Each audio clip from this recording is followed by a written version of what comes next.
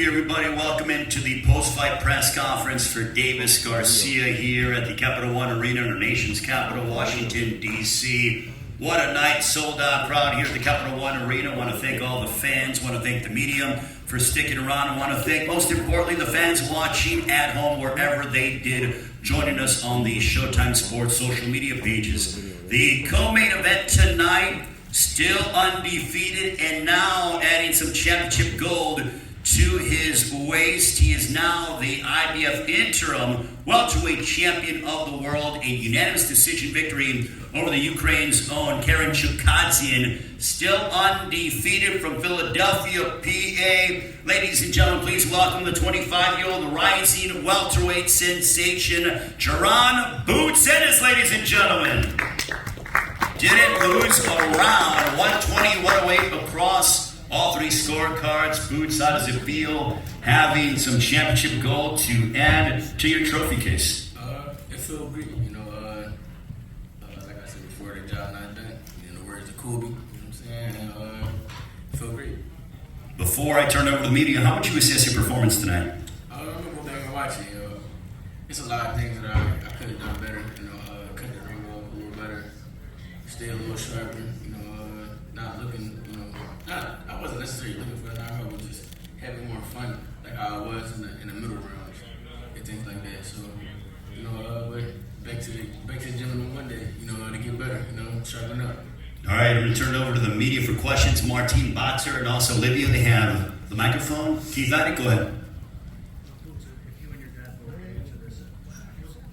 Can't hear him. Hold on real quick, Keith. Make sure that the microphone is on. So, there you go. Go ahead, Keith. Which, if you and your dad could both answer this, please. What was it like to go through that with a guy who was reluctant to engage the entire fight? And was it getting frustrating for you as you tried to kind of chase him around the whole night? I mean, it wasn't getting frustrating. I caught myself getting bored a couple times, but they come with boxing. That's how it is. You want me to answer too? Yeah. Well, you got a guy that really didn't come to fight. So that's why I told my son to walk him down, try to make him fight, but he still didn't want to fight. So ain't nothing we can do about that. So what we have to do is keep on doing what he's doing. We won every round. So and I'm glad we went 12 rounds. And y'all see that he wasn't even tired. You know what I mean? So maybe these boys are getting in the ring now. Maybe these guys are fighting now. Yeah. Ronnie Duncan, CBS Detroit, Boots, and also Bozy. When you look at what you were able to do, you talked about the 12 rounds. Mm-hmm. How important was it for you not only to go to 12, but the way that you went them? It was very important. It was a great experience. I felt great. I was in great shape, phenomenal shape. I'm just not mad at myself, but I should have picked it up a little bit more, step on the gas a little bit more, throw a little bit more punches and things like that. But it's experience. That's what comes with the game. And you only fought one time last year. We normally stay busy at least 2 or 3 times a year. So everybody's waiting around to see what Spence and Crawford was going to do. You see, everybody was waiting. You had Spinoza waiting, you had Theron waiting. You had all the top guys waiting. Ortiz, everybody was waiting. So that's why we didn't get the fights that we normally get. He still wasn't rushing though, but he just didn't have his hand go enough for me. James Miller with Boxing Source. You talked about only having that one fight in 2022. Right. Do you think that was kind of a factor as far as being comfortable in those first few rounds there against Chukhadzhian? Not really. I just all I had to do is listen a little more. Like I said before, listen and have fun. That's about it. Once I get in my bag and my groove, everything goes fine. Limb side of field. Limb side of field zinger. Bozy, you said 2 things. You said that it's good that he went 12 rounds. Yes, Can you break that down, number one? And then you also said maybe now they'll fight him. Yeah. What do you think they'll see that you think they'll fight him now? And also, what is good about going 12 rounds from a training standpoint? What is good about going to 12 rounds is they know that you can go that many rounds. You know what I mean? A lot of people say, oh, he never went past 6 rounds, but he just played the night and showed him that he can go 12 rounds and more. You see, he wasn't gassed for air or nothing. And look how long he was really chasing the guy. You know what I mean? The guy was running, he was chasing him.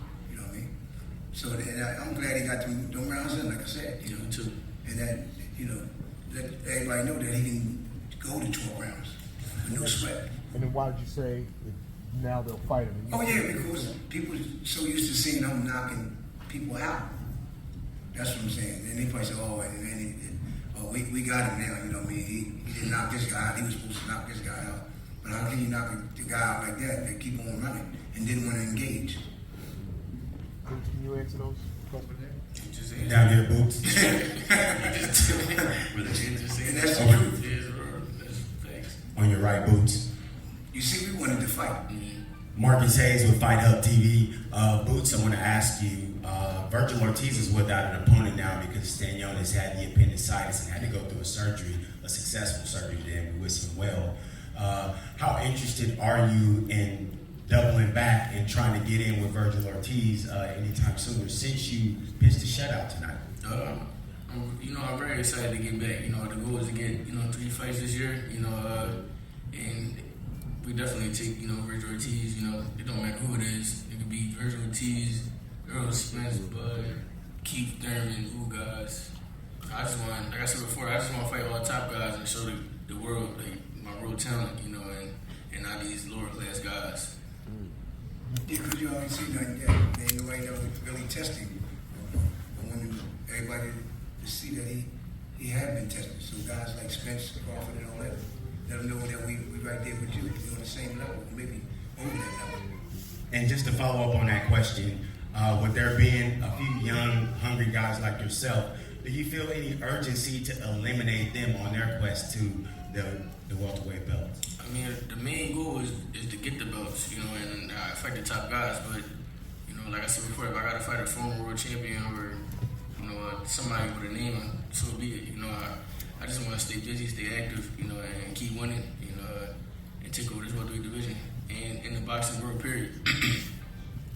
Hey, Boots, right here. Congratulations on your win. Moises Linares from NBC4 at Telemundo 44. You're not that far away from home, but what does it feel like to come into this arena and have the whole Capital One Arena roar when you come out? And you say you'll take on anybody, but is there a specific name you're trying to go after? It felt great. It felt like I was fighting at home.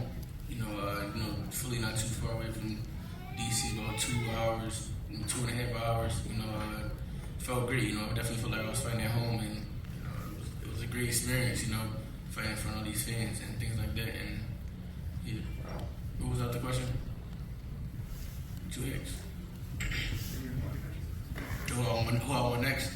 You said you'll take on anybody, but as a boxer, as a fighter, is there a name you say this is the guy that I want to go after?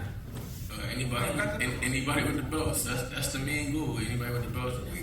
The main goal is to be undisputed. At 47, and do the same thing at 54, and then do the same thing at 60. And maybe 68. That's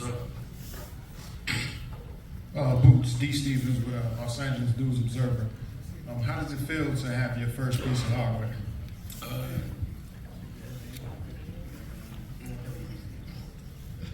It feel great. Something to look forward to. In the future. Getting the real thing. It's a great experience to have it on the belt, and I appreciate the IBF and Showtime and everybody else for allowing me to fight for this belt.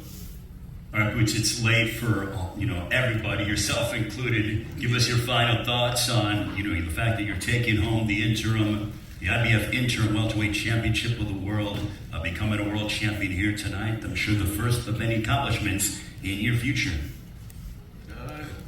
Like I said before, it feel great, and like I said before, the job not done.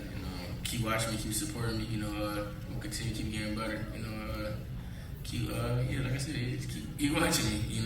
I will be a world champion. I will be undisputed at 3-4 different weight classes. Ladies and gentlemen, give it up for the unbeaten from Philadelphia, Pennsylvania, Jaron Boots Ennis. Gervonta Tank Davis. All right, now check this out, guys. If you're looking to repair eczema scars, burns and bruises, dark spots and blemishes, fever blisters, diabetic ulcers, this right here is the perfect product for you guys. It's called Elo Diki Face and Body Oil. Athletes and top-ranking boxers, they're also using it after training to reduce swelling, inflammation, and to ease the pain. So get yours today. Go to elodiki.com, like them on Facebook, and follow them on Instagram. Let me tell you guys about Issa Israel Law Firm. It is a full-service legal practice based in Denver, Colorado, an emerging hub for combat sports and high-altitude training. If you're a fighter inside or outside of the ring and you need a law firm you can trust to fight for you, visit thefighterfirm.com or email help@iilawfirm.com. Legal representation is usually limited to plaintiffs or defendants in Colorado, but iFirm can help anyone in the world with trademarking their business name, logos, and U.S. immigration issues. This brother has been my attorney for a while and helped guide me through all kinds of business and civil issues, so make sure you guys go to thefighterfirm.com.